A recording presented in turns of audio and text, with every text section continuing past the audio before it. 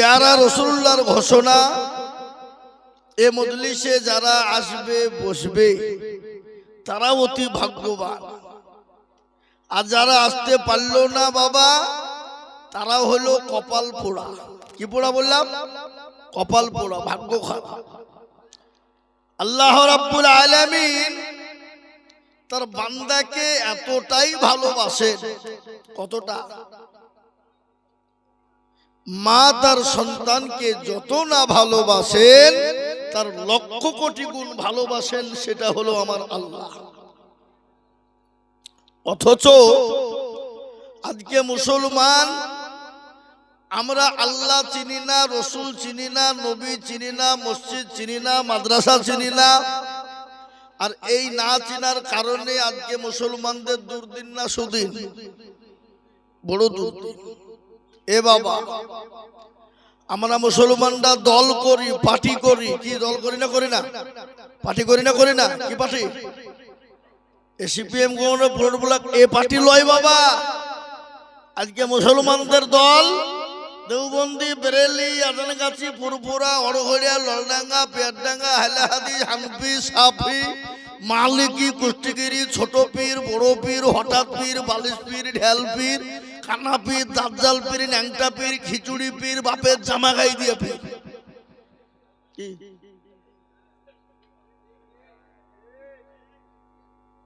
আজকে আমাদের দলের শেষ নাই। আর এই জন্য বেঈমানরা উঠে পড়ে লেগেছে, যারা ওদেরই তো ঠিক নাই। আর এর জন্য ভাবছি আজকে আমাদেরকে চামচিকে তো লাথি মারছে। কি বলছেন বলেন? মারছে না? এই যে হারামখোর জারদ সন্তান, বাপের কুলাঙ্গার, বেজন্মা, কি নাম? অসীম সরকার। খোঁজলিয়া দেখেন, ওর মা বাপের জন্মের ঠিক নাই। হারামখোর আল্লাহর কালামুল্লাহ কোরআন শরীফকে নিয়ে কুরুচিকার মন্তব্য করেছে। করেছে না করেনি? ওর এত বড় সাহস যে আল্লাহর কালামুল্লাহ কোরআনকে নিয়ে এত বড় কুরুচিকার মন্তব্য সাহস পেল কোথায়? ওরা মুসলমানদেরকে চিনে না। মুসলমানরা মনে করছে এরা ঘুমিয়ে আছে। মুসলমানের ঘুম যেদিন ভেঙে যাবে, যেদিন বাবুজি, সেদিন আর তার বাপেরও ক্ষমতা নেই, তাকে কেউ বাঁচাতে পারবে। এ বাবা, মুসলমানরা শান্তিপ্রিয় লোক। মুসলমানরা ইসলামকে মানে, ঝামেলা, ঝঞ্ঝট, ঝগড়া, লড়াই করতে চাই না। কিন্তু কেউ যদি এসে গায়ে এসে উঠে তো আমরা ছেড়ে দেবো? কথা বলেন, ছেড়ে দেবো কি? আজকে আল্লাহর কোরআনকে নিয়ে যে কুরুচিকার মন্তব্য করলো অসীম সরকার, কত বড় তার কলিজা। আর এই কোরআন নিয়ে যারাই বিরোধিতা করেছে আল্লাহর তরফ থেকে তাকে ধ্বংস করে দিয়েছে। কি জন্য? তাই না? বলো। আজকে তার ধ্বংস হবে, আপনার হতেই হবে। আল্লাহর কোরআনকে নিয়ে যারা বিরোধিতা করেছে আল্লাহ তাদেরকে ধ্বংস করে দিয়েছে, এবং আরো ধ্বংসের পথ বেছে নিয়েছে। কেন? এই কিতাবটা অন্য কারোর যুক্তি বাণী নয় বাবা, এটা হলো আল্লাহর তরফ থেকে বাণী। কি বলছেন আপনারা? বলুন, ঠিক না ঠিক? এই কোরআন কার তৈরি? জোরে বলুন, কার? আল্লাহর। অথচ সেই কুলাঙ্গার এত বড় কথা বলেছে বাবা। আমি আপনাদেরকে একটা কথা বলে দিয়ে যাই, শুনলেন? আজকে ভারতবর্ষের মাটিতে মুসলমানদের পরিস্থিতি, পরিকাঠামো বড় খারাপ। যদি বলেন কিরকম? আজকে আমরা দল নিয়ে ব্যস্ত, কিন্তু এদিকে যে মুসলমান শেষ হয়ে গেল, এ খবর আছে? খবরটা কি? আজকে তারা কেউ কখনো দেখছে মুসলমানকে সিএ, এনআরসি, এমপিআর ভরে দিছে? আবার কখনো দেখছে মুসলমান মসজিদের, মাদ্রাসা, মসজিদ, মার্কাত, খানকা, কবরস্থান, ঈদগাহ, গোরস্থান ইত্যাদি তারা জবরদস্তি দখল করে নিতে চাইছে। কি বলছেন আপনারা? বলুন, অকাম সম্পত্তি। কিন্তু শুনলেন, মুসলমানের এক বিন্দু রক্ত থাকতে ইনশাআল্লাহ আমাদের মসজিদ, মাদ্রাসা, মার্কাত, খানকা, কবরস্থান, ঈদগাহ বেঈমান কেড়ে নিতে পারবে না। 1 ইঞ্চি রক্ত শরীর থেকে থাকলেও দিতে দেব না ইনশাআল্লাহ। বলুন, জোরে বলুন ইনশাআল্লাহ। এ বাপ, তারপরও আরেকটা ঘটনা। পশ্চিম বাংলাকে শায়েস্তা করার জন্য, মুসলমানদেরকে বের করে দেওয়ার জন্য, এই যে কি বললো, আপনার দিকে হয়নি নাকি? এসআইআর করতে গিয়ে বাবজি ওরা বাবজি দেখছে কেচে খুঁড়তে গিয়ে কেউ উঠে বেরিয়ে গেল। ইয়া কি রে, হ্যাঁ, যারা লাফালাফি করছিল মুসলমানদেরকে রাখব না, 1.5 কোটি মুসলমান অন্য দেশ থেকে সেখানে দাঁড়িয়েছে, হাড় ধাক্কা দিয়ে বের করবো। ও আল্লাহ, যারা বুঝছিল অথচ দেখছি তাদেরই কাগজে নাম নাই। পশ্চিম বাংলায় 58,20,868 জন এসআইআর থেকে বাদ পড়েছে। তার মধ্যে 97% হলো হিন্দু ভাইরা, মতুয়া ভাইরা, সনাতনী ভাইরা, যারা মুসলমানকে করছিল, হ্যাঁ, তাদেরকে আজকে তারা কোথায় যাবে? এখন আবার বলছে দেখছে যে একজন হুনু আছে, শুভেন্দু হুনু, হ্যাঁ, হুনু বুঝি এসআইআর হয়নি, আবার ঘুরিয়ে করতে হবে। এ হারাম খোর, এসআইআর হয়নি মানে সব তো তোদেরই লোক। ওই যে ব্যাংকে অমকে তমকে যেখানে লোক বসে আছে, অফিস টফিস তো তোদেরই লোক। কি বুঝছেন?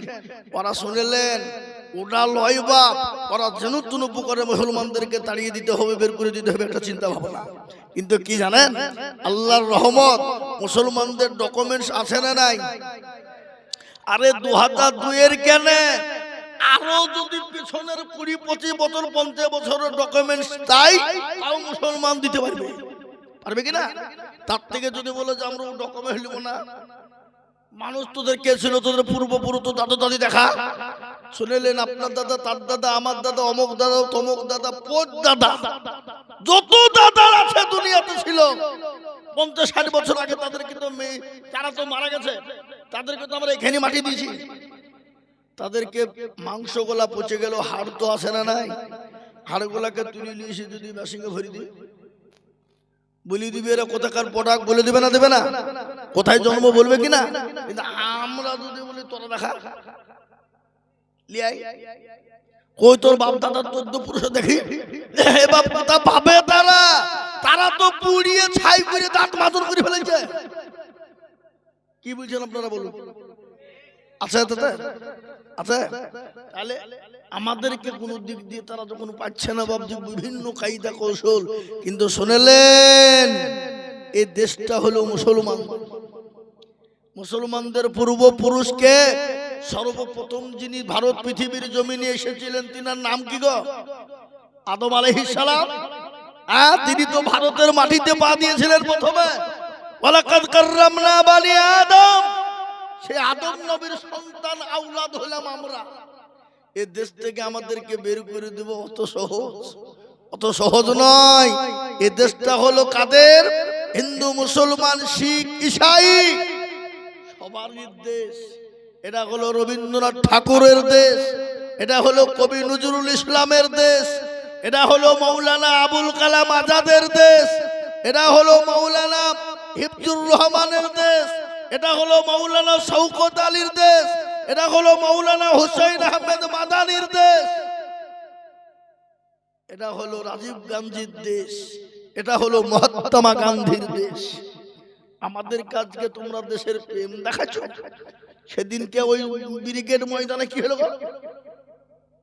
গীতা পাঠ হলো, 5 লক্ষ ভাইদেরকে নিয়ে গীতা পাঠ করা হলো। সাংবাদিক বলছে জনগণনা বলো ধরে তুমি কেমন দেশের প্রেমী? আমি জানি না। তুমি দেশের প্রধানমন্ত্রীকে বলো, বলতে পারবো না। দেশের রাষ্ট্রপতিকে বলো, জানি না। তুমি যে দেশে এসেছো সে দেশের মুখ্যমন্ত্রীর নাম কি জানে না। বুঝতে পেরেছেন না? পারেননি? মুসলমানদেরকে আজকে দেশপ্রেম দেখাবে। এই দেশের জন্য রক্ত দিয়েছে কারা? কেজি নয়, কুইন্টাল নয়, টন টন টন রক্ত দিয়েছে এই ভারতের জন্য মুসলমানেরা। একদিনে দিল্লি থেকে লাহোর পর্যন্ত 57,000 উলামাকে তাদের গর্দানকে কেটে নিয়ে গাছে ঝুলিয়ে দিয়েছিল এই দেশের জন্য ইংরেজরা। আজকে তাদেরকে দেশের প্রেম দেখা, তোমাদেরকে দেশের সংবিধানের জনগণ হাতে বললে একটু বলি আর পাচ্ছ না। এই প্রেম, প্রেম কাকে বলে? দেশের প্রেম মুসলমানদের কাছে শিখে যাও। আর একটা শুনলেন, আজকে আমাদেরকে তারা বুঝে বিদেশি, আরে এদেশের জন্ম আমাদের, আর আমাদেরকে বিধি দিবে।